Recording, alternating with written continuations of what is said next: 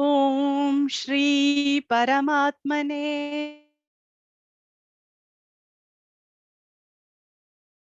दैवासुरस्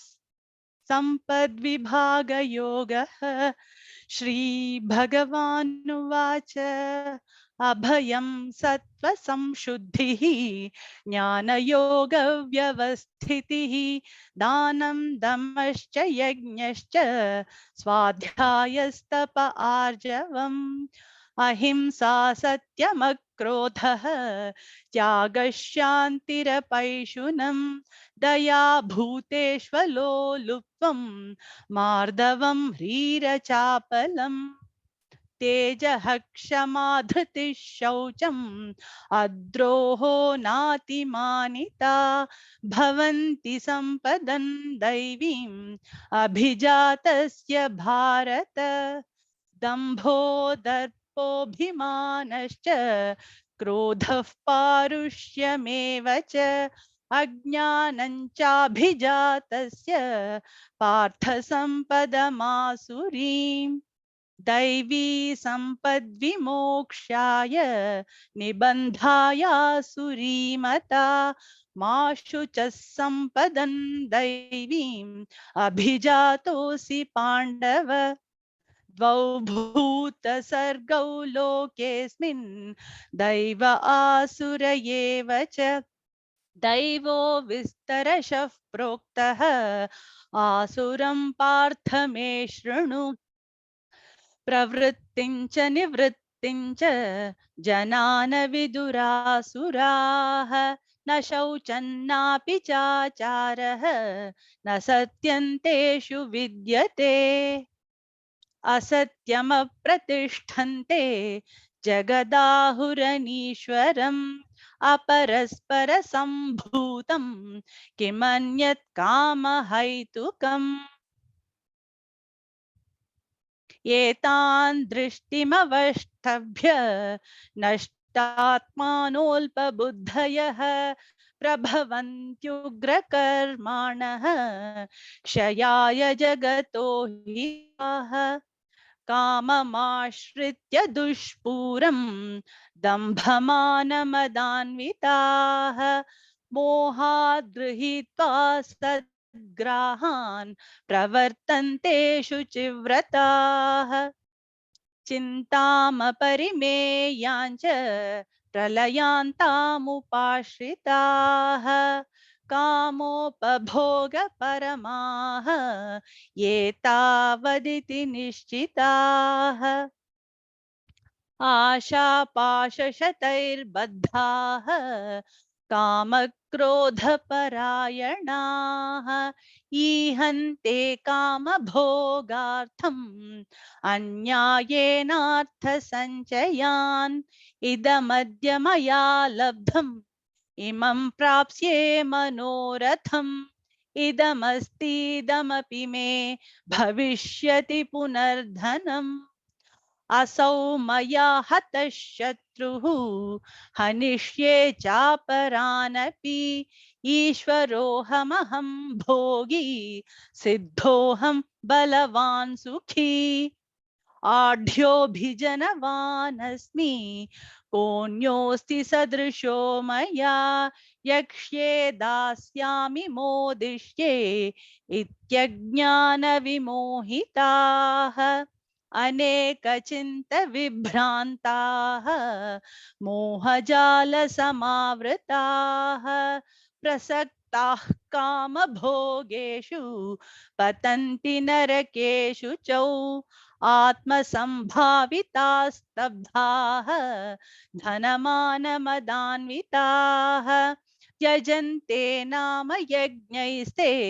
दम्भेनाविधिपूर्वकम् अहंकारं बलं दर्पं कामं क्रोधश्च संश्रिताः मामात्मपरदेहेषु प्रद्विष्यन्तोऽभ्यसूयकाः तानहं द्विषतः क्रूरान् संसारेषु नराधमान् क्षिपाम्यजस्रमशुभान् आसुरीष्वेव योनिषु आसुरीयोनिमापन्नाः मूढा जन्मनि जन्मनि मामप्राप्यैव कौन्तेय ततो यान्त्यधमां गतिम् त्रिविधं नरकस्येदं द्वारन्नाशनमात्मनः कामः क्रोधस्तथा लोभः तस्मादेतत्रयं त्यजेत् एतैर्विमुक्तः कौन्तेय तमोद्वारैस्त्रिभिर्नरः आचरत्यात्मनः श्रेयः ततो याति पराङ्गतिम् यशास्त्रविधिमुत्सृज्य वर्तते कामकारतः न स सिद्धिमवाप्नोति न सुखं न पराङ्गतिम् तस्माच्छास्त्रं प्रमाणन्ते कार्याकार्यव्यवस्थितौ ज्ञात्वा शास्त्रविधानोक्तं कर्म कर्तुमिहार्हसि ॐ तत्सदिति श्रीमद्भगवद्गीतासु उपनिषत्सु ब्रह्मविद्याया योगशास्त्रे श्रीकृष्णार्जुनसंवादे दैवासुरसम्पद्विभागयोगो नाम षोडशोऽध्यायः। ॐ श्री परमात्मने नमः। अथ सप्तदशोऽध्यायः श्रद्धात्रयविभागयोगः। अर्जुन उवाच ये शास्त्रविधिमुत्सृज्य यजन्ते श्रद्धयान्विताः तेषां निष्ठा तु का कृष्ण सत्त्वमाहो रजस्तमः। श्रीभगवानुवाच त्रिविधा भवति श्रद्धा देहिनां सा स्वभावजा सात्विकी राजसी चैव तामसी चेति तां शृणु सत्त्वानुरूपा सर्वस्य श्रद्धा भवति भारत श्रद्धामयोऽयं पुरुषः यो यच्छ्रद्धः स एव सः यजन्ते सात्विका देवान् यक्षरक्षांसि राजसाः प्रेतान् भूतगणांश्चान्ये यजन्ते तामसा जनाः अशास्त्रविहितं घोरं तप्यन्ते ये तपो जनाः दम्भाहङ्कारसंयुक्ताः कामरागबलान्विताः कर्षयन्तः शरीरस्थं भूतग्राममचेतसः माञ्चैवान्तः शरीरस्थं तान् विद्यासुरनिश्चयान् आहारस्त्वपि सर्वस्य त्रिविधो भवति प्रियः यज्ञस्तपस्तथा दानं तेषां भेदमिमं शृणु आयुस्सत्त्वबलारोग्यसुखप्रीतिविवर्धनाः रस्या स्निग्धा स्थिरा हृद्या आहाराः सात्विकप्रियाः कट्वं ललवणात्युष्णतीक्ष्णरूक्षविदाहिनः आहारा राजसस्येष्टाः दुःखशोकामयप्रदाः यातयामङ्गतरसं पूतिपर्युषितं च यत् उच्छिष्टमपि चामेध्यं भोजनं तामसप्रियम् अफलाकाङ्क्षिभिर्यज्ञः विधिदृष्टो य इज्यते यष्टव्यमेवेति मनः समाधाय स सात्विकः अभिसन्धाय तु फलं दम्भार्थमपि चैव यत् इज्यते भरतश्रेष्ठ तय्यज्ञौ विद्धि राजसम्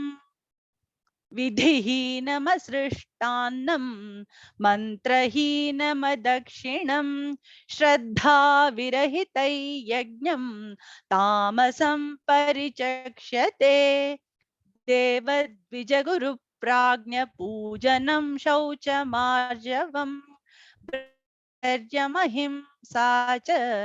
शरीरं तप उच्यते। अनुद्वेगकरौ वाक्यं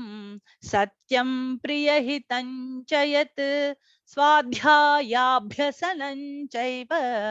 वाङ्मयं तप उच्यते। मनः प्रसादः सौम्यत्वं मौनमात्मविनिग्रहः भावसंशुद्धिरित्येतत् तपो मानसमुच्यते। श्रद्धया परया तप्तं तपस्तत्त्रिविधं नरैः अफलाकाङ्क्षिभिर्युक्तैः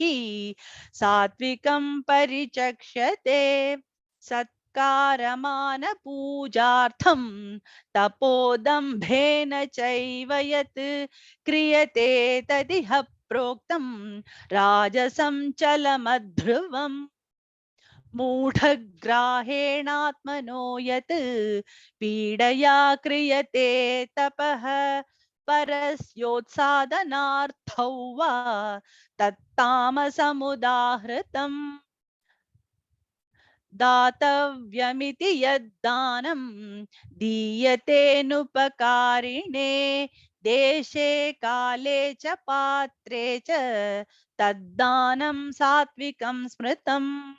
यत्तु प्रत्युपकारार्थं फलमुद्दिश्य वा पुनः दीयते च परिक्लिष्टं तद्दानं राजसं स्मृतम्। अदेशकाले यद्दानम् अपात्रेभ्यश्च दीयते असत्कृतमवज्ञातं तत्तामसमुदाहृतम्। ॐ तत्सदिति निर्देशः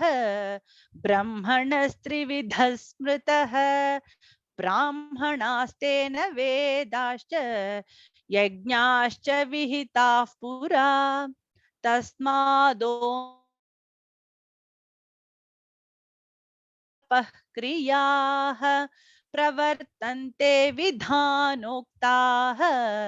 सततं ब्रह्मवादिनम्। तदित्यनभिसन्धाय फलयज्ञतपः क्रियाः दानक्रियाश्च विविधाः क्रियन्ते मोक्षकाङ्क्षिभिः। सद्भावे साधुभावे च सदित्येतत् प्रयुज्यते प्रशस्ते कर्मणि तथा सच्छब्दः पार्थयुज्यते। यज्ञे तपसि दाने च स्थितिः सदिति चोच्यते कर्म चैव तदर्थीयं सदित्येवाभिधीयते। अश्रद्धया हुतं दत्तं तपस्तप्तं कृतं च यत् असदित्युच्यते पार्थ न च तत्प्रेत्य नो इह। ॐ तत्सदिति श्रीमद्भगवद्गीतासु उपनिषत्सु ब्रह्मविद्यायां योगशास्त्रे श्रीकृष्णार्जुन संवादे श्रद्धात्रयविभागयोगो नाम सप्तदशोऽध्यायः। ॐ श्री परमात्मने नमः। अथ अष्टादशोऽध्यायः मोक्षसंन्यासयोगः। अर्जुन उवाच सन्न्यासस्य महाबाहो तत्त्वमिच्छामि वेदितुं त्यागस्य च हृषीकेश पृथक् केशिनिषूदन। श्रीभगवानुवाच काम्यानां कर्मणान्यासं सन्न्यासं कवयो विदुः सर्वकर्मफलत्यागं प्राहुस्त्यागौ विचक्षणाः। त्याज्यं दोषवदित्येके कर्म प्राहुर्मनीषिणः यज्ञदानतपः कर्म न त्याज्यमिति चापरे। निश्चयं शृणु मे तत्र त्यागे भरत सत्तम त्यागो हि पुरुषव्याघ्र त्रिविधः सम्प्रकीर्तितः यज्ञदानतपः कर्म न त्याज्यं कार्यमेव तत् यज्ञो दानं तपश्चैव पावनानि मनीषिणाम् एतान्यपि तु कर्माणि सङ्गं त्यक्त्वा फलानि च कर्तव्यानीति मे पार्थ निश्चितं मतमुत्तमम् नियतस्य तु सन्न्यासः कर्मणो नोपपद्यते मोहात् तस्य परित्यागः तामसः परिकीर्तितः दुःखमित्येव यत् कर्म कायक्लेशभयात् त्यजेत् स कृत्वा राजसं त्यागं नैव त्यागफलं लभेत् कार्यमित्येव यत् कर्म नियतं क्रियतेऽर्जुन सङ्गं त्यक्त्वा फलं चैव सत्यागः सात्विको मतः न द्वेष्ट्य कुशलं कर्म कुशलेनानुषज्यते त्यागी सत्त्वसमाविष्टः मेधावी छिन्न संशयः न हि देहभृता शक्यं त्यक्तुं कर्माण्यशेषतः यस्तु कर्मफलत्यागी सत्यागीत्यभिधीयते अनिष्टमिष्टं मिश्रं च त्रिविधं कर्मणः फलं भवत्यत्यागिनां प्रेत्य न तु सन्न्यासिनां क्वचित् पञ्चैतानि महाबाहो कारणानि निबोध मे सांख्ये कृतान्ते प्रोक्तानि सिद्धये सर्वकर्मणाम् अधिष्ठानं तथा कर्ता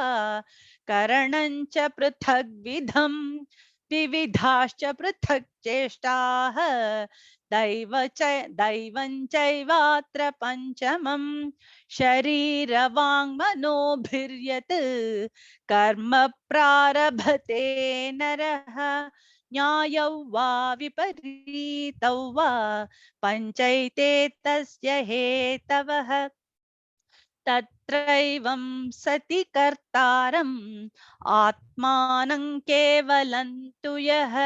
पश्यत्यकृतबुद्धित्वात् न स पश्यति दुर्मतिः यस्य नाहङ्कृतो भावः बुद्धिरस्य न लिप्यते हत्वापि स इमान् लोकान् न हन्ति न निबध्यते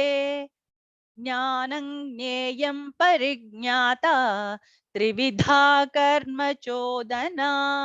करणं कर्म कर्तेति त्रिविधः कर्म संग्रहः ज्ञानं कर्म च कर्ता च त्रिधैव गुणभेदतः यथावच्छृणुतान्यपि सर्वभूतेषु येनैकं भावमव्ययमीक्षते अविभक्तौ विभक्तेषु तज्ज्ञानौ विद्धि सात्विकम् पृथक्त्वेन तु यज्ञानं नानाभावान् पृथग्विधान् वेत्ति सर्वेषु भूतेषु तज्ज्ञानौ विद्धि राजसम् यत्तु कृत्स्नवदेकस्मिन् कार्ये सक्तमहैतुकम् अतत्त्वार्थवदल्पं च तत्तामसमुदाहृतम् नियतम्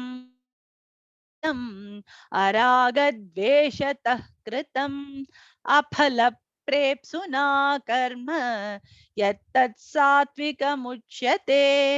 यत्तु कामेप्सुना कर्म साहंकारेण वा पुनः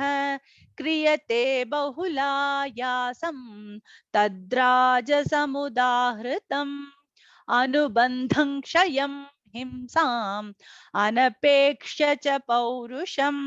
मोहाधारभ्यते कर्म यत्तत्तामसमुच्यते मुक्तसङ्गो न हौवादी धृत्युत्साहसमन्वितः सिद्ध्यसिद्ध्योर्निर्विकारः कर्ता सात्विक उच्यते रागी कर्मफलप्रेप्सुः लुब्धो हिंसात्मको शुचिः हर्षशोकान्वितः कर्ता राजसः परिकीर्तितः अयुक्तः प्राकृतस्तब्धः शठो नैष्कृतिकोलसः विषादी दीर्घसूत्री च कर्ता तामस बुद्धेर्भेदं धृतेश्चैव गुणतस्त्रिविधं शृणु प्रोच्यमानमशेषेण पृथक्त्वेन धनञ्जय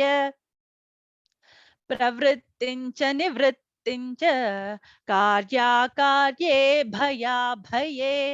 बन्धं मोक्षं च या वेत्ति बुद्धिः सा पार्थ सात्विकी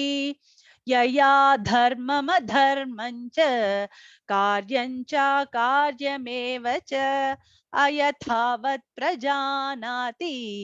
बुद्धिः सा पार्थ राजसी अधर्ममिति या मन्यते तमसावृता सर्वार्थान् विपरीतांश्च बुद्धिः सा पार्थ तामसी धृत्या यया धारयते मनः प्राणेन्द्रियक्रियाः योगेनाव्यभिचारिण्या धृतिः सा पार्थ सात्विकी यया तु धर्मकामार्थान् धृत्या धारयते अर्जुन प्रसंगेन फलाकांक्षी धृतिः सा पार्थ राजसी यया स्वप्नं भयं शोकं विषादं मदमेव च न विमुञ्चति दुर्मेधाः धृतिः सा पार्थ तामसी सुखं त्विदानीं त्रिविधं शृणु मे भरतर्षभ अभ्यासाद्रमते यत्र दुःखान्तं च निगच्छति यत्तदग्रे विषमिव परिणामे मृतोपमं तत्सुखं सात्विकं प्रोक्तम् आत्मबुद्धिप्रसादजम् विषयेन्द्रियसंयोगात् यत्तदग्रे मृतोपमं परिणामे विषमिव तत्सुखं राजसंस्मृतम् यदग्रे चानुबन्धे च सुखं मोहनमात्मनः निद्रालस्य प्रमादोत्थं तत्तामसमुदाहृतम् न तदस्ति पृथिव्या वा दिवि देवेषु वा पुनः सत्वं प्रकृतिजैर्मुक्तं यदेभिः स्यात्त्रिभिर्गुणैः ब्राह्मण क्षत्रिय विशां शूद्राणां च परन्तप कर्माणि प्रविभक्तानि स्वभाव प्रभवैर्गुणैः शमोदमस्तपः शौचं क्षान्तिरार्जवमेव च ज्ञानौ यज्ञानमास्तिक्यं ब्रह्मकर्म स्वभावजम् शौर्यं तेजो धृतिर्दाक्ष्यं युद्धे चाप्यपलायनं दानमीश्वर भावश्च क्षात्रं कर्म स्वभावजम् कृषिगौरक्ष्य वाणिज्यं वैश्यकर्म स्वभावजम् परिचर्यात्मकं कर्म शूद्रस्यापि स्वभावजम् स्वे स्वे कर्मण्यभिरतः संसिद्धिं लभते नरः स्वकर्मनिरतः सिद्धिं यथा विन्दति तच्छृणु यतः प्रवृत्तिर्भूतानां येन सर्वमिदं ततं स्वकर्मणा तमभ्यर्च्य सिद्धिं विन्दति मानवः श्रेयान् स्वधर्मो विगुणः परधर्मात् स्वनुष्ठितात् स्वभावनियतं कर्म कुर्वन्नाप्नोति किल्बिषम् सहजं कर्म कौन्तेय सदोषमपि न त्यजेत् सर्वारम्भा हि दोषेण धूमेनाग्निरिवावृताः असक्तबुद्धिः सर्वत्र जितात्मा विगतस्पृहः नैष्कर्म्य सिद्धिं परमां सन्न्यासेनाधिगच्छति सिद्धिं प्राप्तो यथा ब्रह्म तथाप्नोति निबोध मे समासेनैव कौन्तेय निष्ठा ज्ञानस्य या परा बुद्ध्या विशुद्धया युक्तः धृत्यात्मानं नियम्य च शब्दादीन् विषयान् त्यक्त्वा रागद्वेषौ व्युदस्य च विविक्तसेवी लघ्वाशी यत वाक्कायमानसः ध्यानयोगपरो नित्यं वैराग्यं समुपाश्रितः अहंकारं बलं दर्पं कामं क्रोधं परिग्रहं विमुच्य निर्ममः शान्तः ब्रह्मभूयाय कल्पते ब्रह्मभूतः प्रसन्नात्मा न शोचति न काङ्क्षति समः सर्वेषु भूतेषु मद्भक्तिं लभते पराम् भक्त्या मामभिजानाति यावान्याश्चास्मि तत्त्वतः ततो मां तत्त्वतो ज्ञात्वा विशते तदनन्तरम् सर्वकर्माण्यपि सदा कुर्वाणो मद्व्यपाश्रयः मत्प्रसादादवाप्नोति शाश्वतं पदमव्ययम् चेतसा सर्वकर्माणि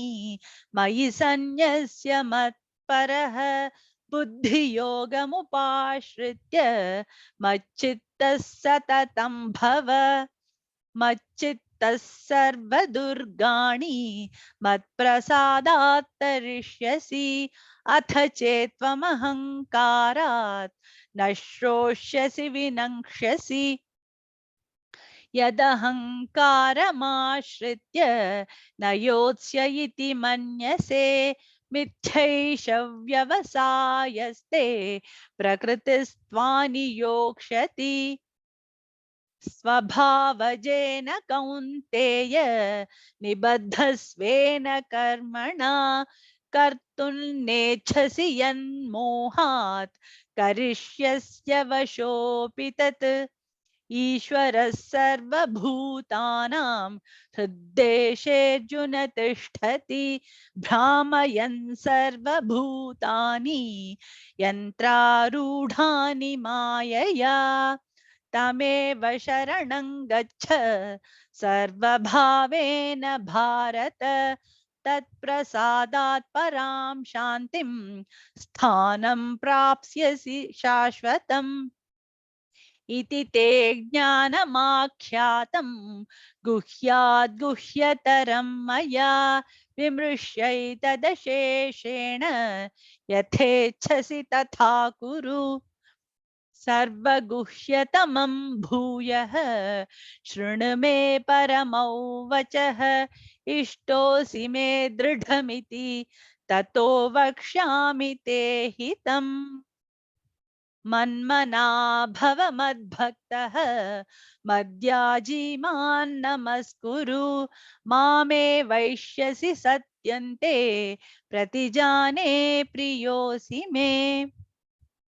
सर्वधर्मान् परित्यज्य मामेकं शरणौ व्रज अहं त्वा सर्वपापेभ्यः मोक्षयिष्यामि मा शुचः इदं ते न तपस्काय न भक्ताय कदाचन न चाशुश्रूषवे वाचं न च मायोऽभ्यसूयति य इमं परमं गुह्यं मद्भक्तेष्वभिधास्यति भक्तिं मयि परां कृत्वा मामे वैष्यत्य संशयः न च तस्मान् मनुष्येषु कश्चिन्मे प्रियकृत्तमः भविता न च मे तस्मात् अन्यः प्रियतरो भुवि अध्येष्यते च य इमं धर्म्यं संवादमावयोः ज्ञानयज्ञेन तेनाहम् इष्टस्यामिति मे मतिः श्रद्धावाननसूयश्च शृणुयादपि यो नरः सोऽपि मुक्तः शुभाल्लोकान् प्राप्नुयात् पुण्यकर्मणाम् कच्चिदेतच्छ्रुतं पार्थ त्वयैकाग्रेण चेतसा कच्चिदज्ञानसम्मोहः प्रणष्टस्ते धनञ्जय अर्जुन उवाच नष्टो मोहस्मृतिर्लब्धा त्वत्प्रसादान्मयाच्युत स्थितोऽस्मि गतसन्देहः करिष्ये वचनं च इत्यहौ वासुदेवस्य पार्थस्य च महात्मनः संवादमिममश्रौषम् अद्भुतं रोमहर्षणम् व्यासप्रसादाच्छ्रुतवान् एतद्गुह्यमहं परम् योगै योगेश्वरात् कृष्णात् साक्षात् कथयत स्वयम् राजन् संस्मृत्य संस्मृत्य संवादमिममद्भुतं केशवार्जुनयोः पुण्यं हृष्यामि च मुहुर्मुहुः तच्च संस्मृत्य तं संस्मृत्य रूपमत्यद्भुतं हरेः विस्मयो मे महान् राजन् हृष्यामि च पुनः पुनः यत्र योगेश्वरः कृष्णः यत्र पार्थो धनुर्धरः तत्र श्रीर्विजयो भूतिः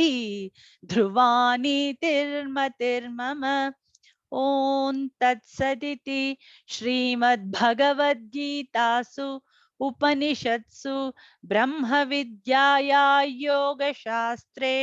श्रीकृष्णार्जुनसंवादे मोक्षसंन्यासयोगो नाम अष्टादशोऽध्यायः।